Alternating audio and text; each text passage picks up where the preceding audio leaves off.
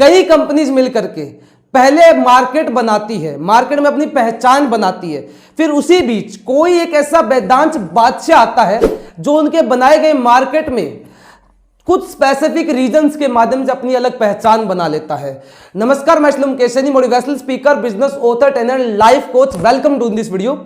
आज मैं बात कर रहा हूं भारत पे के बिजनेस मॉडल के बारे में, जो आज के डेट में एक छोटे व्यापारी से लेकर एक हाई परफॉर्मेंस बिजनेसमैन तक सबके लिए फायदेमंद है। इसके बिजनेस मॉडल्स एंड इसके बिजनेस बेनिफिट्स, आज दोनों के बारे में आप सभी के साथ मैं इस वीडियो के माध्यम से चर्चा करने वाला हूं। तो वीडियो को पूरा फोकस के साथ देखिएगा, ध्यानपूर्वक। एक छोटे व्यापारी से लेकर सबके लिए बहुत फायदेमंद है। भारत पे जिसके फाउंडर है सनील ग्रोवर, आखिर भारत पे ने कैसे मार्केट में अपने बिजनेस को फैलाया, कैसे इतना मोनोपोली क्रिएट किया, क्या क्या रीजन है। Reason number 1, understood the problem of shopkeeper. इन्होंने शॉपकीपर की प्रॉब्लम को समझा। देखिए, इससे पहले जितने भी मार्केट में ब्रांड्स थे, फोन पे, गूगल पे, जीपे, ये पेटीएम्स जितने भी चल रहे थे, रेजर पे, ये जितने भी ऑनलाइन पेमेंट एक्सेप्टिंग, जितने भी यूपीआई क्यूआर कोड्स थे, इन डिजिटल क्यूआर कोड्स ने कस्टमर की जरूरत के हिसाब से काम किया, ना कि दुकानदार की जरूरत के हिसाब से। भारत पे ने कस्टमर की जरूरत के हिसाब से काम नहीं किया, दुकानदार की जरूरत को समझ लिया, दुकानदार की जरूरत के हिसाब से काम किया, तो कस्टमर की प्रॉब्लम ऑटोमेटिक सोल्व हो गई। पहले क्या होता था कि मार्केट के अंदर अलग अलग कंपनी से पेमेंट एक्सेप्ट करने के लिए अलग अलग क्यूआर कोड की जरूरत एक शॉपकीपर को पड़ती थी।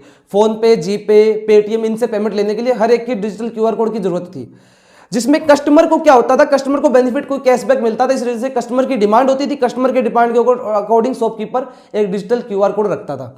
लेकिन अब क्या हुआ, भारत पे ने सभी क्यूआर कोड पेमेंट एक्सेप्टिंग का एक क्यूआर कोड बना दिया, जिसको एक कैंपेन दिया, एक टैगलाइन दी, एक भारत एक क्यूआर कोड। जिससे क्या हुआ कि एक क्यूआर कोड के माध्यम से शॉपकीपर सारी कंपनी से पेमेंट एक्सेप्ट कर सकता है, सारी एप्लीकेशन से एक्सेप्ट कर सकता है। सबसे बड़ा बेनिफिट एक शॉपकीपर को मिला। उसके बाद में दुकानदार की प्रॉब्लम यहां पे सोल्व हो गई। दूसरा, इन्होंने कोई भी चार्जेस वसूली नहीं की। देखिए, मार्केट में डिजिटल जितने भी पेमेंट एक्सेप्टिंग क्यूआर कोड होते हैं, वो सारे जो भी पेमेंट है उनमें ऑनलाइन ट्रांजैक्शन बेस पे 0.6 से लेके 1% तक चार्ज करते हैं। ट्रांजैक्शन के ऊपर, लेन देन पे चार्ज होता है। भारत पे ने यहां पे सबसे बड़ा पीसफुली एक सबसे बड़ा काम किया कि इन्होंने कोई भी ट्रांजैक्शन पे कोई चार्जेस नहीं रखा, कोई भी दुकानदार से कोई चार्ज नहीं वसूला। जो लेन देन होता जा रहा है उस पर कोई चार्जेस नहीं है। सबसे बड़ा बेनिफिट ध्यान दीजिएगा एक दुकानदार के लिए कि कोई भी ट्रांजैक्शन, लेन देन पे कोई चार्जेस नहीं था। अब दुकानदार क्या होता है, लेन देन पे चार्ज देना पसंद नहीं करता, इसलिए भारत पे ने यहां पे सबसे बड़ा स्पेसिफिक काम किया, इसलिए तेजी से फैलता गया। उसके बाद में तीसरा बेनिफिट ये हुआ कि मार्केट के अंदर अब जब कंपनी इतना बेनिफिट दे रही है, तो मार्केट से उसको रेवेन्यू जनरेट करने के लिए रेवेन्यू कहां से जनरेट करेगी, सोच के देखिए। जब मार्केट में कोई ट्रांजैक्शन बेस पे चार्ज नहीं है, मार्केट में किसी तरीके का कोई स्पेसिफिक चार्ज नहीं लिया जा रहा, सारी क्यूआर से एक क्यूआर कोड पे पेमेंट एक्सेप्ट हो रहा है, तो अब पॉइंट ये आता है कि भारत पे को रेवेन्यू जनरेट करने के लिए प्रॉफिट कहां से मिलेगा। कंपनी को रन करने के लिए, मार्केट में कैश बर्न करने के लिए, पेमेंट एक्सेप्टिंग के लिए चाहिए, अपना प्रॉफिट तो चाहिए। अपना प्रॉफिट भारत पे ने कहां से निकाला, फिर भारत पे ने मार्केट की नीड एंड प्रॉब्लम्स को सोल्व करने के लिए उस प्रॉब्लम्स को समझा। देखिए, मार्केट में आज कोई भी दुकानदार ट्रांजैक्शन पे चार्ज देना पसंद नहीं करता, लेकिन लोन पे इंटरेस्ट देना जरूर पसंद करता है। तब भारत पे ने छोटे छोटे दुकानदारों के लिए एक लोन की स्कीम लॉन्च की, जिसमें 10,000 से लेकर 10 लाख तक भारत पे ने लोन का ऑफर लॉन्च किया कि 10 लाख तक कोई भी छोटा दुकानदार है वो लोन ले सकता है, किसी भी दुकानदार को ट्रांजैक्शन बेस पे लोन दे सकती है। देखिए, आज की डेट में जहां पे एक बैंक से लोन लेने में बहुत झंझट होता है, डॉक्यूमेंट्स बहुत सारे चाहिए होते हैं, चेक चाहिए होता है, एक दुकानदार को बहुत सारी चीजें चाहिए होती है, बैंक के चक्कर काटने पड़ते हैं, ये सारा झंझट भारत पे ने खत्म किया, जिसके माध्यम से आज दुकानदार नॉर्मल डॉक्यूमेंट्स पे भारत पे से लोन ले सकता है, और इस लोन लेकर के अपने बिजनेस को स्पीड से ग्रोथ भी कर सकता है। उसके बिजनेस को ग्रोथ मिलेगी और यहाँ भारत पे के बिजनेस को ग्रोथ मिलेगी, क्योंकि भारत पे 1% के हिसाब से इंटरेस्ट ऑफ रेट चार्ज करता है। लोन के ऊपर चार्ज करके आज भारत पे अपना कैश बर्न कर रहा है। मार्केट के अंदर और बहुत सारी कंपनीज हैं, फोन पे, गूगल पे, जीपे, ये रेवेन्यू तो जनरेट कर रही है, लेकिन सही मॉडल पे नहीं काम कर पा रही।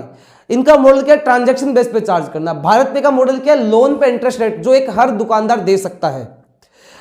एक और सबसे बड़ा बेनिफिट किया, अब रीपे कैसे किया इन्होंने, क्योंकि ईडीआई डिडक्ट करना बहुत जरूरी है। मार्केट से जब मार्केट में कंपनी अपना पैसा फेंक रही है, करीब करीब एक महीने में 3.3 करोड़ के आसपास मार्केट में ये पैसा लोन के रूप में फेंक रही है। जब दुकानदार को इतना पैसा दे रही है तो मार्केट से ईडीए डिडक्ट कैसे होगी?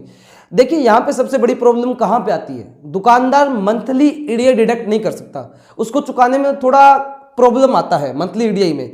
तब भारत पे ने क्या किया, इसको डेली बेस्ड ईडीआई में कन्वर्ट किया। एक नॉर्मल सी ईडीआई करीब करीब ये मान लो 200-400 रुपए जो एक नॉर्मल दुकानदार पे कर सकता है, उसका लेन देन होता है, उस माध्यम से ईडीआई डिडक्ट करना स्टार्ट किया। संडे को ऑफ रखा क्योंकि संडे को मार्केट बंद होता है तो दुकानदार घर पे रहता है, बाकी 6 दिन ईडीआई उसकी डिडक्ट होती है।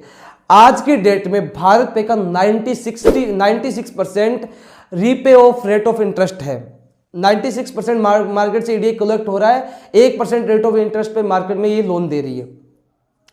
आखिरी जो इसका बिजनेस मॉडल ये था कि भारत पे ने लोन के साथ एक फ्री क्रेडिट लाइन देना स्टार्ट किया, जिसमें भारत पे ने क्रेडिट और डेबिट कार्ड भी दिया। एक क्रेडिट डेबिट कार्ड का मीनिंग क्या है कि 25,000 के आसपास ये एक फ्री लिमिट दे रही है, बिना इंटरेस्ट के दुकानदार यूज कर सकता है।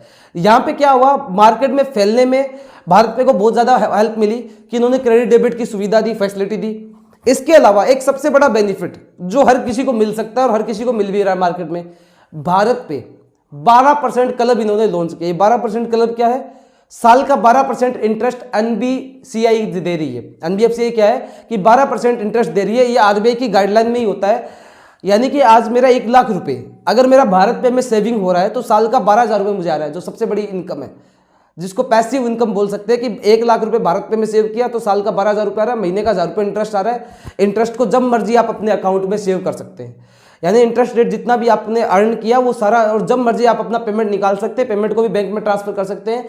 बैंक में आज आप पेमेंट रख रहे हैं तो उसका कोई रेट ऑफ इंटरेस्ट इतना नहीं मिल रहा है, एफडी में भी नहीं मिल रहा। सबसे ज्यादा रेट ऑफ इंटरेस्ट मिल रहा है भारत पे में, कि आप इन्वेस्ट करते हैं उसका मैक्सिमम रिटर्न भी भारत पे में मिल रहा है।